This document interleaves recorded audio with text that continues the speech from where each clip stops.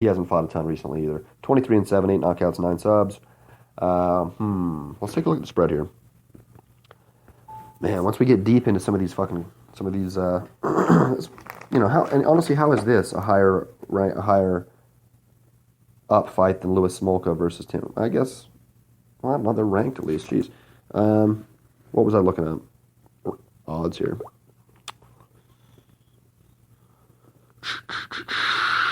Rashid Magomedov minus 350. Massive favorite. Bobby Green plus 285. I have no idea.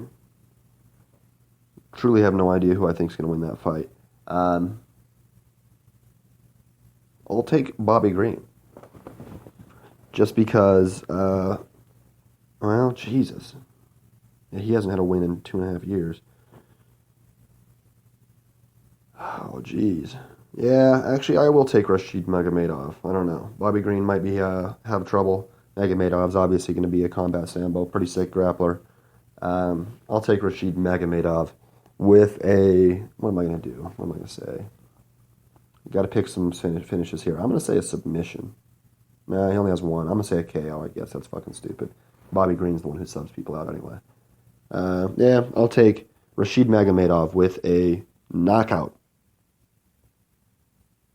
All right, we move on. Flyweight division, last fight of the prelims, the regular prelims. One I just talked about, number 9, Tim Elliott versus number 12, Lewis Smolka. Elliott just lost to Demetrius back in December, lost the championship fight.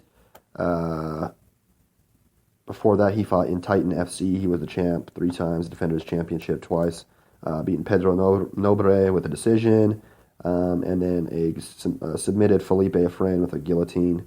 He's 13-7-1, 3 knockouts, 5 subs. Fighting at the Glory MMA in, St. Louis. Okay. Lewis Smolka just lost the decision to Ray Borg. What a great fight. And then was submitted with a guillotine just a couple months before that by Brandon Moreno. Not his best performance at all. Knocked out Ben Nguyen, punches and elbows in the second round in a performance of the night bout in, July of last year, too. So he had 5 fights in the last half of last year. He's sitting at 11-3 with 4 knockouts and 5 subs. 2 inches taller than Tim Elliott, 5'9", 69-inch reach. That's going to give you 3 inches more than Elliott. 5 years younger, brown belt judo, brown belt karate. He's Dala Samurai boy, fighting out of Hawaii. Sorry about that shitty fucking. That was more of a Jamaican or something, I guess. I don't know. Who do I like in this fight? I like Lewis Smolka, but Tim Elliott was fucking awesome against Demetrius Johnson. He performed so much better than anybody had ever thought he was going to. But I think that Lewis Smolka is going to win this fight. I'm going to take him with a knockout. I think he knocks Tim Elliott out, TKO somehow.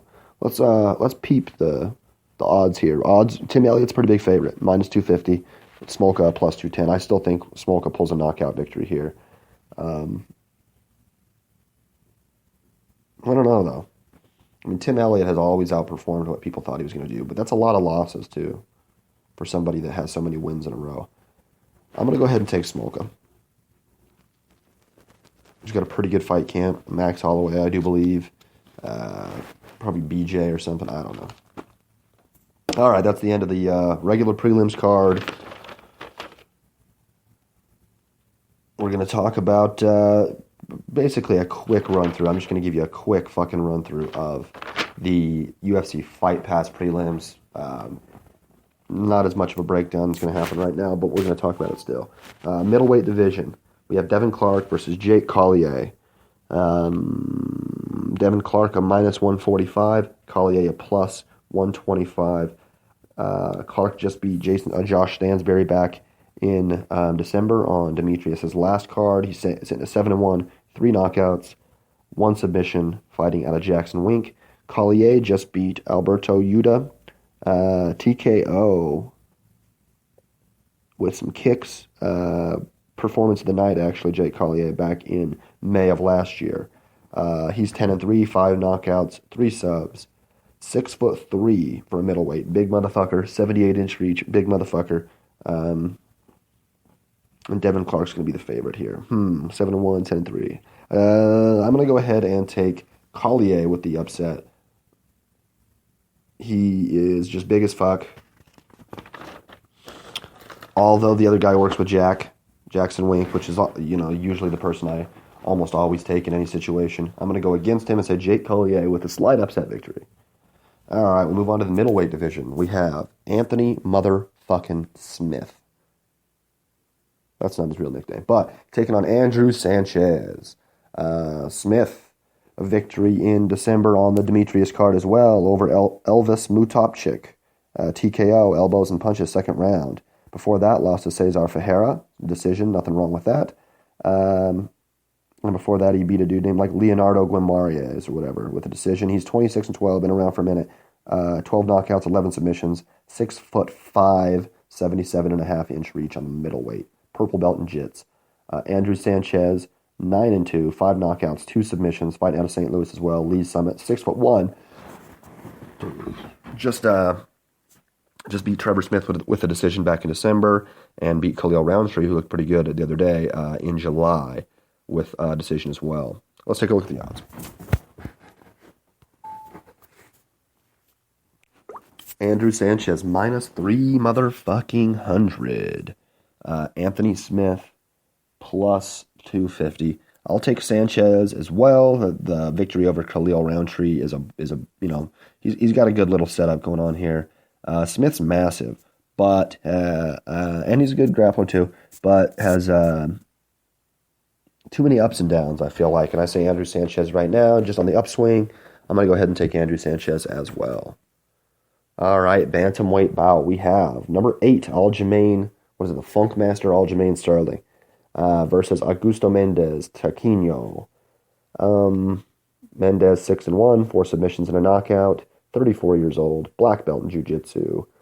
Mainly a jiu-jitsu competitor for the majority of his life, or his professional experience.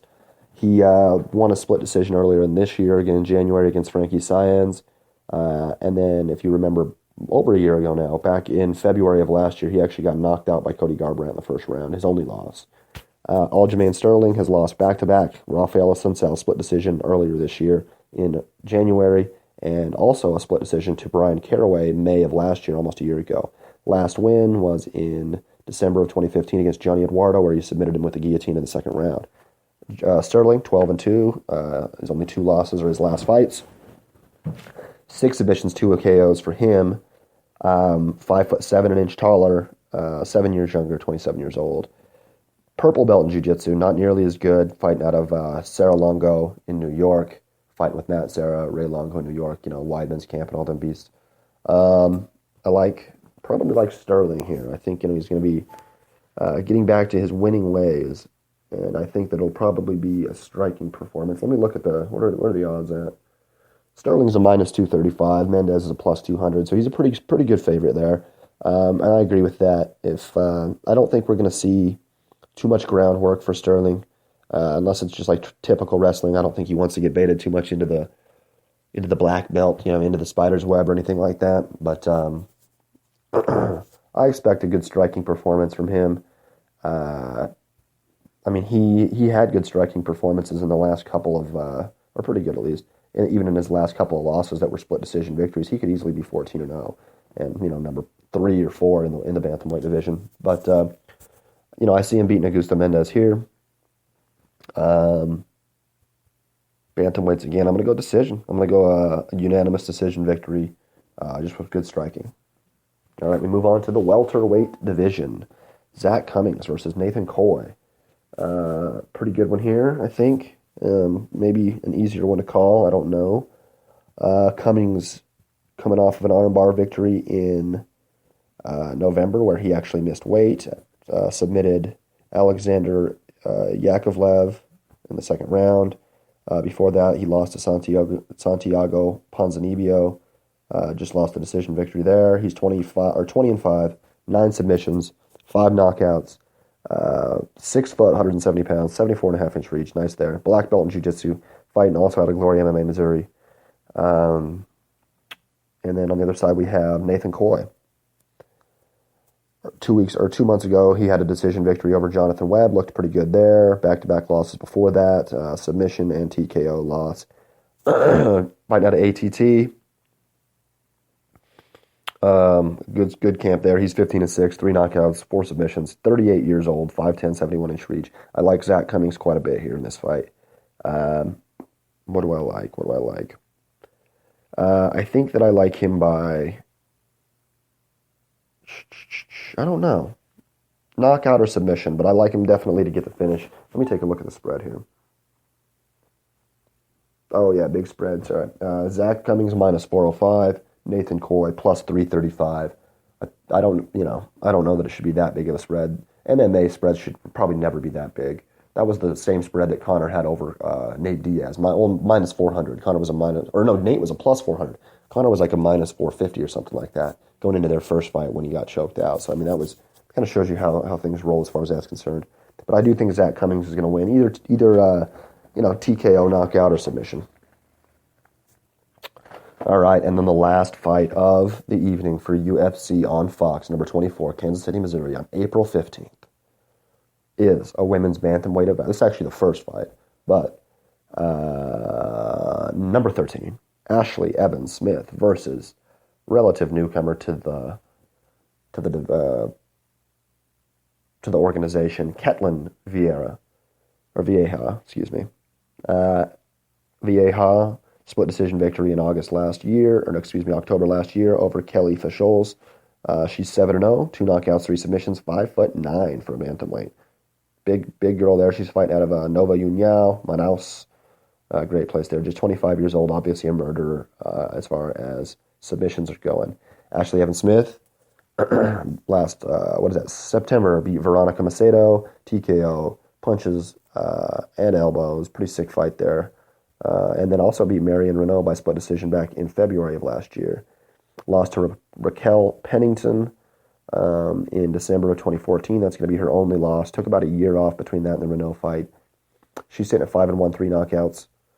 5'8", pretty big as well. Just an inch shorter than Vieja. 4 years older. She's fighting out of Ukiah, California. I'm not entirely sure what camp there is there, what camp we're looking at there. And she's going to be a minus 190 to Ketlin Vieja's plus 165.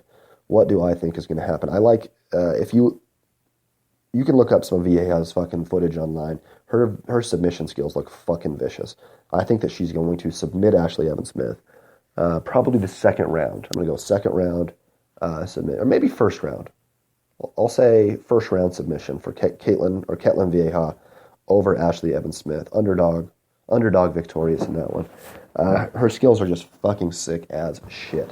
I don't know how her striking didn't look fantastic or anything, but she coming from a grappling background, then they really were. Her movement was very, very, very good. Almost an untraditional style of jiu-jitsu, I would say. Very, very impressive to me. And it could go either way. I mean, I'm obviously picking an underdog, but I think Ketlin Vieja pretty likely gets the victory there. All right, that brings us to the end of that specific event. It's going to be on TV, probably 6 o'clock prelim card on Fox on Saturday, probably 8 o'clock. This is all Mountain Time. Main card, maybe 5 and 7. Difficult to tell, though, because they're at KC, but I would say probably a 6 and 8 time thing. All right, that's not the end of the MMA, though, for the weekend. Is that fucking crazy? Not really. We have Bellator 177 coming up tomorrow night, actually, April 14th, so they're not going against each other, from Budapest, Hungary. It's going to be featuring bantamweight championship fight between somebody that we mentioned earlier in the show, Eduardo Dantas, the Bellator bantamweight champion, bad motherfucker, and Leandro Ego, somewhat of a newcomer to Bellator, I believe, making his stake for the crown. It's actually going to be a pretty small card here. Just 5 fights plus kickboxing. Honestly, I can't break down the kickboxing, though, because I really haven't been watching it yet. Joe Schilling is fighting. I will say that. He's fighting a guy by the name, I assume it's a guy, Alexander Negrea. And then in the featherweight division, the 2-time Glory featherweight champion, Gabriel Varga, is going to be fighting Gabor Gorbics from Hungary, a local guy there. And so there's good matches. And then Zoltan Lazic versus Karim Gaji, rematch there for the championship.